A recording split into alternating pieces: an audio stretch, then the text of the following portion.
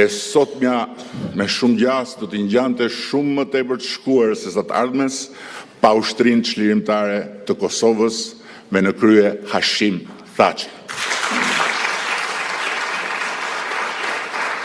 Kemi të konfirmuar se kryeministri Edi Rama do të merr pjesë në protestë.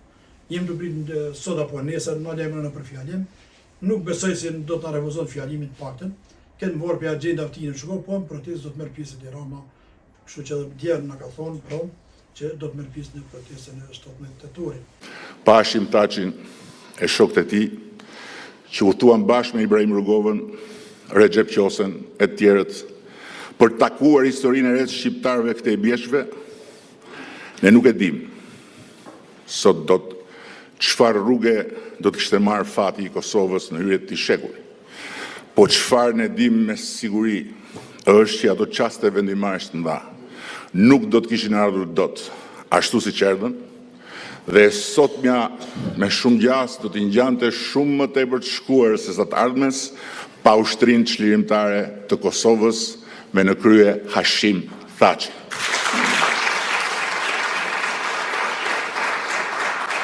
Por sot që ne jemi gjithë tu në kuvendin ku u shpall dhe ku u firmos këtu përpara meje pavarësia e Kosovës, Hashim Thaçi, Jakub Krasniqi, Kadri Veseli dhe Recep Selimi vazhdojnë mbahen peng.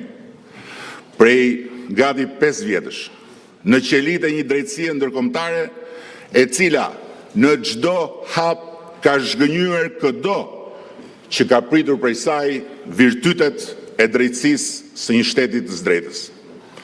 Unë as nuk e kam diskutuar ndonjëherë dhe nuk e diskutoj as sot të drejtën e asaj gjykatës speciale për të bërë punën që ja ka ngarkuar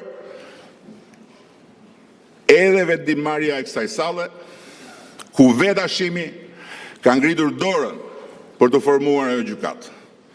Por ajo që unë nuk vi dot deri këtu në Prishtinë të marr fjalën dhe pastaj ta gëlltis në heshtje, në këtë foltore para jush, në mungesë të Hashimit, në mungesë të Kadriut, në mungesë të Jakupit, në mungesë të Recepit, është nyja e mbledhur në fyt nga një dyshim shumë i madh dhe krejt i arsyeshëm për fat keq se ai proces është një proces i parregullt ligjor dhe se normat dhe standardet e tij janë nën standardet e drejtësisë të gjitha vendeve demokratike që e financojnë atë farë gjykate.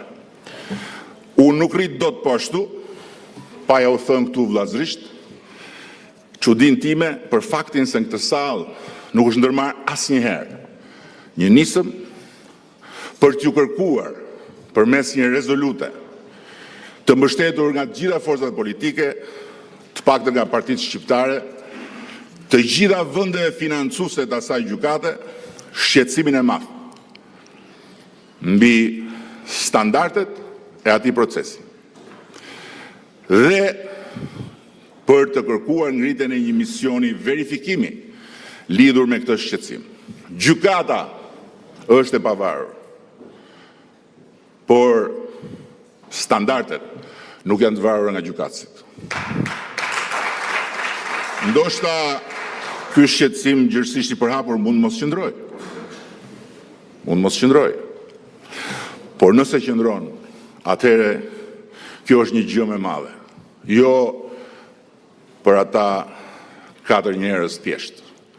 As vetëm për Republikën e Kosovës, po dhe për vetë integritetin e drejtësisë ndërkombëtare, të cilës kjo Republikë, përmes përfaqësuesve të saj në këtë sallë, ja dha në mirëbesim gjykimin e historisë që lindi Republikën. Dhe prandaj nuk mund të lihet sipas meje në heshtjen shurdhuese që ushqehet prej gjithfarë motivesh, nga më fisniket deri tek më politiket, që ajo gjëm, nëse është gjëm, ta bëj dëmin e vet deri në fund. Gjithsesi, unë dua ta dini gjithë ju këtu dhe ata që na dëgjojnë se nëse kuvendi i Kosovës, kur do qoftë, do ndërmerrte nismën për t'u drejtuar të gjitha shteteve sponsorizuese të gjykatës speciale dhe për të ndarë me to dyshimin e arsyeshëm për cënimin e standardeve demokratike në procesin ligjor kundër Hashim Thachit, Jakub Krasniqit, Kadri Veselit dhe Recep Selimit, dhe nëse do të na kërkojë që një nismë të tillë t'i bashkohet dhe Kuvendit të Shqipërisë, unë nuk flas dot për tjerët, përveç për forcën time politike, Partia Socialiste do të angazhohej pa asnjë ngurim që të jetë rezolut të votuar nga Kuvendi i Kosovës ta depozitonte në Kuvendin e Shqipërisë. Të nderuar kryetar